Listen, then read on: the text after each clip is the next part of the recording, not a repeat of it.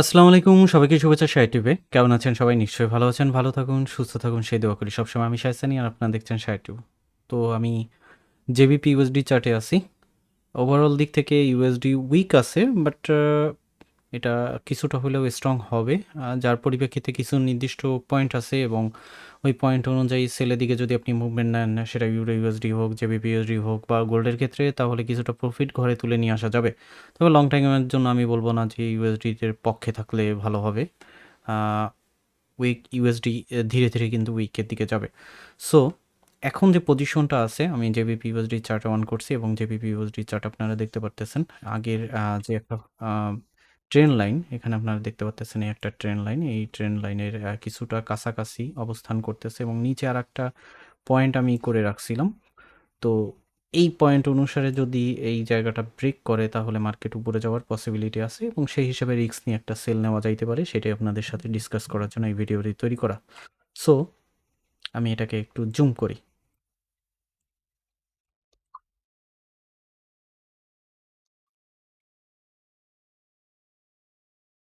আমি হচ্ছে ৪ ঘন্টা চার্টে আছি। জুম করার পর দেখতে পাচ্তেছেন আমি যে পজিশন থেকে এন্ট্রিটা নিয়েছিলাম একেবারে পয়েন্ট দেওয়া আছে। আগের ভিডিওতে আমি করছিলাম, সেটাকে আমি এক্সিট করছি। এটা সেকেন্ড ভিডিও, যার জন্য এই পয়েন্টগুলো আগেই আঁকা হয়ে গেছে। তো এখানে দেখেন কয়েকটা পয়েন্ট আমি আপনাদের তুলে ধরছি।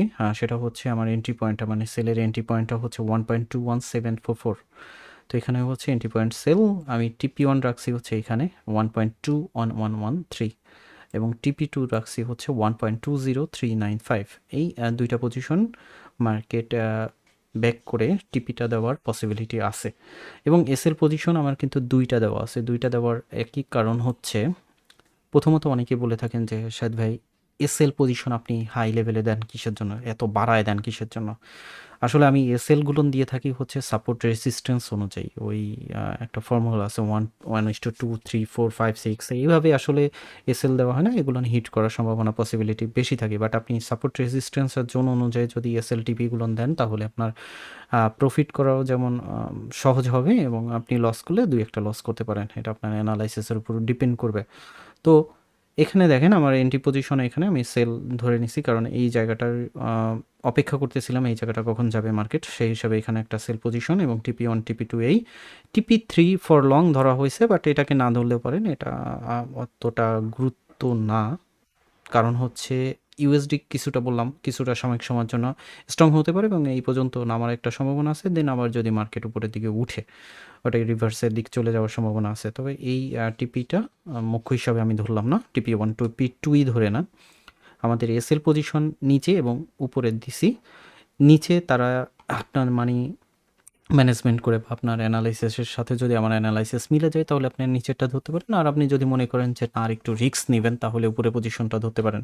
তবে উপরে পজিশনটাই আমি বলব যে এইটাই হচ্ছে পারফেক্ট পজিশন ফর এসএল। আর এসএল এটা রাখতে পারেন, ততটা গুরুত্ব বহন করবে না। আর এই যে জায়গাটুকু আছে এই জায়গাটুকু যদি মার্কেট ব্রেক করে তাহলে কিন্তু মার্কেট আপের দিকে যাবে। তো এখান থেকে যদি কোনো ধরনের ফলস কোনো কিছু না হয়ে থাকে তাহলে মার্কেট আশা করতেছে আবার ডাউনের দিকে আসবে। জাস্ট এইখান থেকে মার্কেটটা কিছুটা সময় নাচন কোদন করতে পারে, দেখেন মার্কেট TP1 TP2 হিট করার একটা পসিবিলিটি আছে। সো এইটাই ছিল আমার হচ্ছে অ্যানালাইসিস অনুযায়ী একটা সিগন্যাল। যদি আপনার অ্যানালাইসিসের সাথে মিলে যায় তাহলে আপনি নিতে পারেন, আর যদি মনে করেন যে না নিবেন না, সেটা আপনার ব্যক্তিগত ব্যাপার, লাভ লস হতেই পারে।